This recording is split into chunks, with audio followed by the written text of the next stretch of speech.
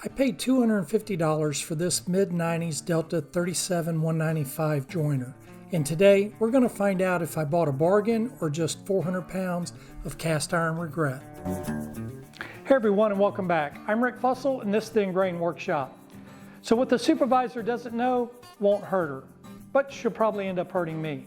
So a couple of weeks ago, I went on a stealth op to acquire a Delta 6-inch joiner, Delta 37195, on Facebook Marketplace for $250. And in today's video, we're going to be restoring it to like new condition. That's coming up next here at the Ingrain Workshop.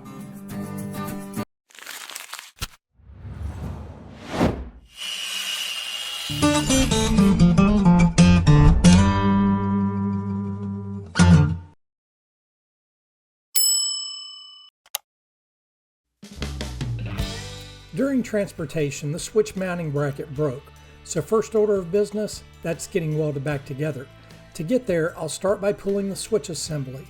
It's just a 5/16 bolt and nut holding it in place. Once that's off, I can remove the mounting bracket and get it ready for repair. Next up is the blade guard and fence assembly. I'll back out the set screw that holds the guard, then remove the hardware tying the upper and lower brackets together. That lets the entire fence assembly come off as one unit.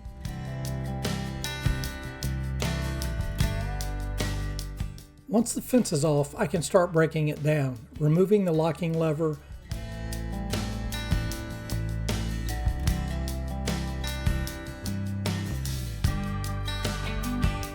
positive stops,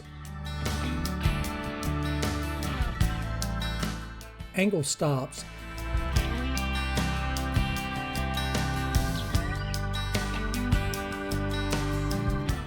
and sliding the support brackets and pins out.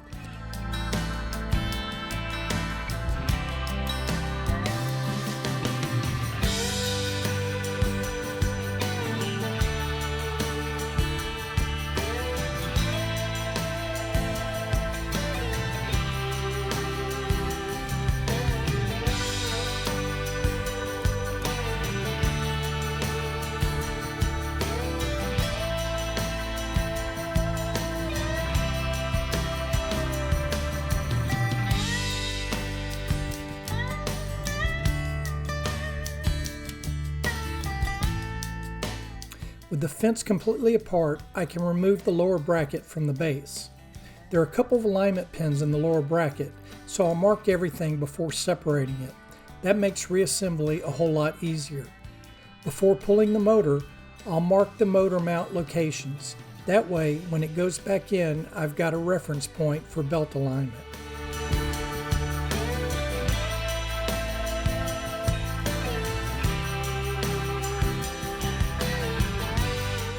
I'll loosen the 4 mounting bolts just enough to slip the belt off, then remove the motor completely.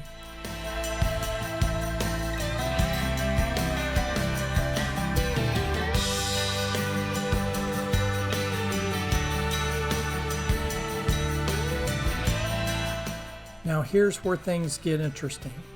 This motor is currently wired for 110 volts, but it's dual voltage. The wiring diagram is right on the side, so I'm converting it to 220 while I've got it apart. That means moving the internal leads so they terminate at L3, and when I reinstall it, both incoming supply wires will be hot legs, no neutral, one to L1 and one to L2 plus the ground. Running it on 220 should give it a little smoother startup and better efficiency.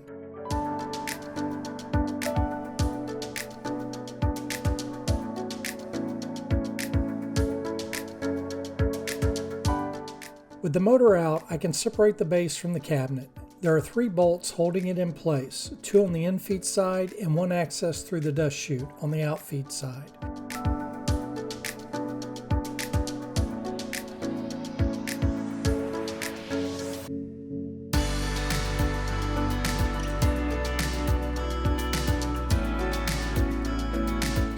This is where you might want a second set of hands because this thing is not light. Once it's upside down on the bench, I'll remove the guard tensioning spring and then pull the cutter head. Each side has a stud and nut holding it in place. Loosen the nut, back the stud out, and the cutter head lifts free.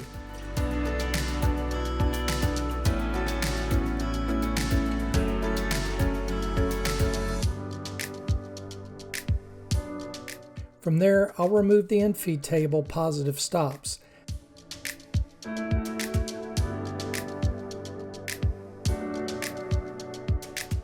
Then start working on the gibs. A little penetration oil helps here. There are 3 on the infeed table and 2 on the outfeed. I'll also remove the depth scale and the screw shaft block underneath. Next, I'll remove the outfeed table screw shaft assembly and back out the table lock screw. With that out of the way, I can lift the outfeed table off the base. You want to be careful here. There's a give in that dovetail joint that acts like a spring to keep everything tight.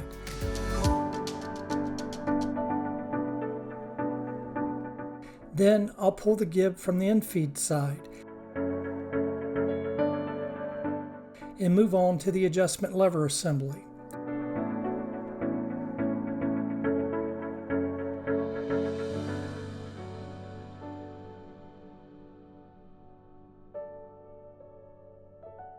There's a couple of retaining clips on either side of the shaft. Once those are removed, the shaft slides out and the adjustment lever comes free.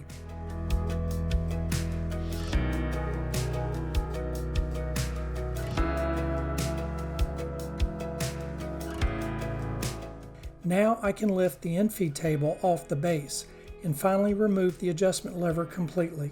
And just like that, this 30-year-old joiner is down to its individual components. At this point, it's fully disassembled and ready for cleaning, inspection, and repair. It turns out I didn't need to weld anything after all. The switch support and the infeed adjustment lever were both cracked, but nothing structural. JB Weld handled both repairs just fine. Other than that, this machine was in really good shape. For rust removal, I soaked all the affected parts in an evapor-rust bath for 24 hours. That stuff does most of the work for you. No grinding, no heavy abrasion. Now for the parts that really matter, the cast iron. I started with 120 grit on the random orbital sander using WD-40 as a lubricant.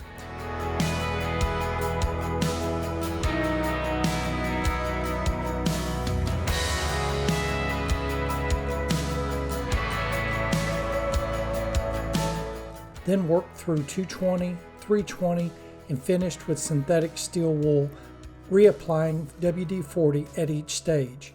You don't want to get too aggressive here. You're cleaning and refining, not reshaping the tables.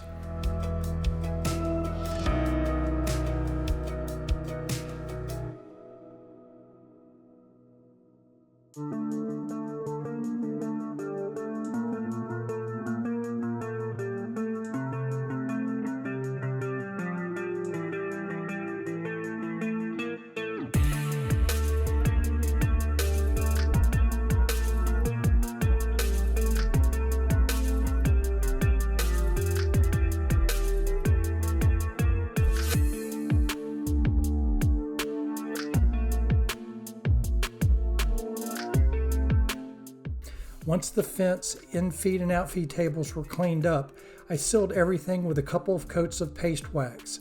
That keeps moisture off and makes stock glide a whole lot easier. Okay, so now I have everything lightly sanded down. I went ahead and removed all the rust from the cast iron infeed and outfeed table. I've also taped off all the parts where I don't want paint. So the next thing I'm going to do is take it outside and paint everything flat black.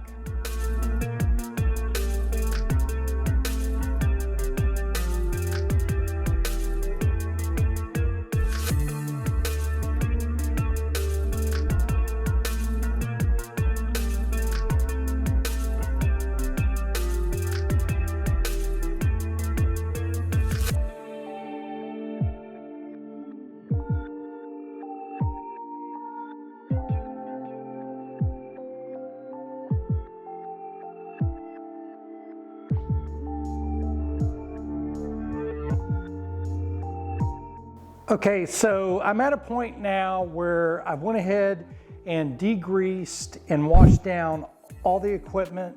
I've also taken and used the evaporust to remove all the rust from all the nuts and bolts, all the accessories. I used WD-40 to clean the cast iron in-feed and out-feed table along with the fence. Then I went back and used some paste wax to wax up all the exposed cast iron. So right now, I also went back and welded the switch arm, which had been broken. So now that's been fixed. I think now I'm at a point where I can go ahead and start reassembling all the parts. And I'm gonna start with the cutter head. I did order some new blades, so I'm gonna install those blades first. And once I get the cutter head installed, then I'll go ahead and install the innards of the in-feed table and then the out-feed table, and then put those on the base, and then get all this mounted back on to the base of the joiner. All right, let's put her back together. I'll start with the cutter head. Once it's seated in the base, I'll install the new knives. These are our PowerTech blades. I'll leave a link in the description.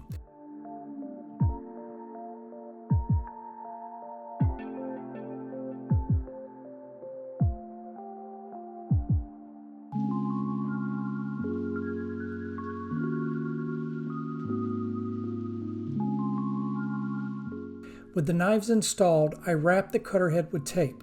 That protects both my hands and the blades during installation. These things are sharp and I'd like to keep my fingerprints.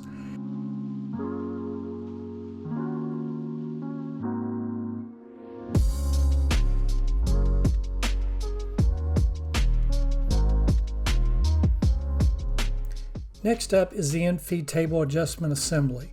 I'll mount the lever assembly to the base.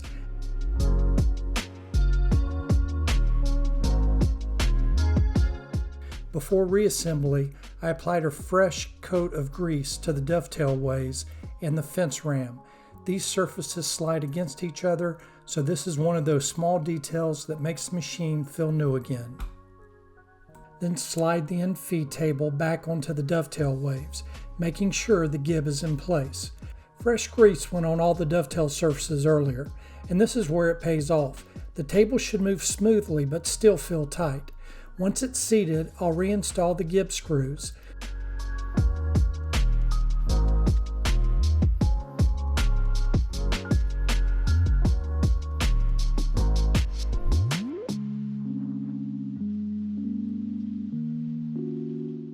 Slide the adjustment shaft back through and finish assembling the lever, including the repaired handle.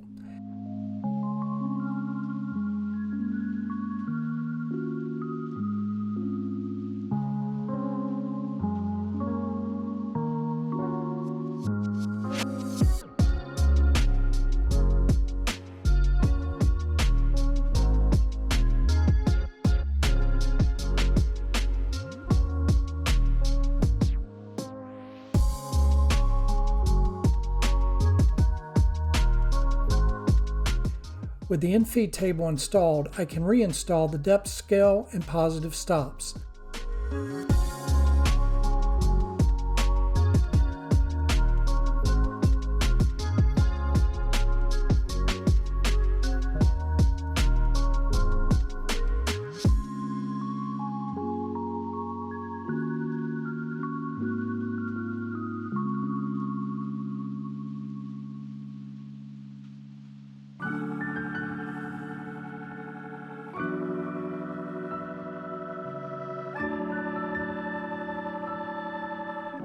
With the joiner on its side, I'll install the cutter head with the studs and nuts on each side.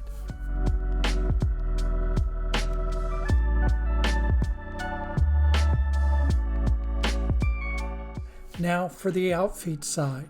With a little more grease on the dovetail, I'll slide the outfeed table and the gib in together, reinstall the gib screws and lock screw, and thread the adjustment shaft back in.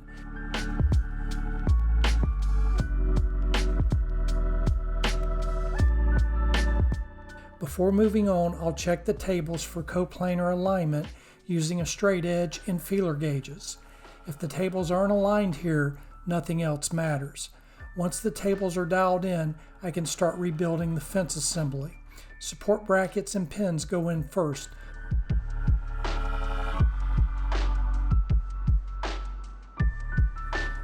Followed by the angle stops and 90-degree positive stop.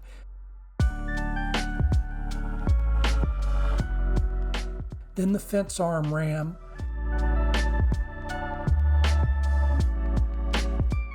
upper bracket, locking hardware, and blade guard. After that, I'll mount the lower bracket to the base and reattach the full fence assembly.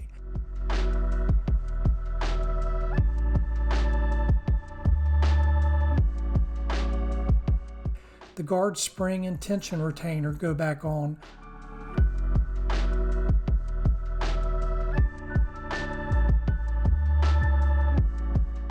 Followed by the newly repaired switch support and switch.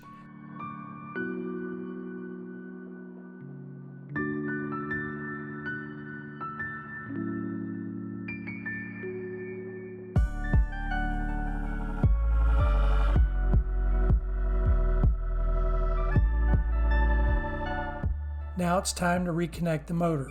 Since we rewired it for 220 volts, I'll connect the two hot legs to L1 and L2, attach the ground, remount the motor, and reinstall the belt.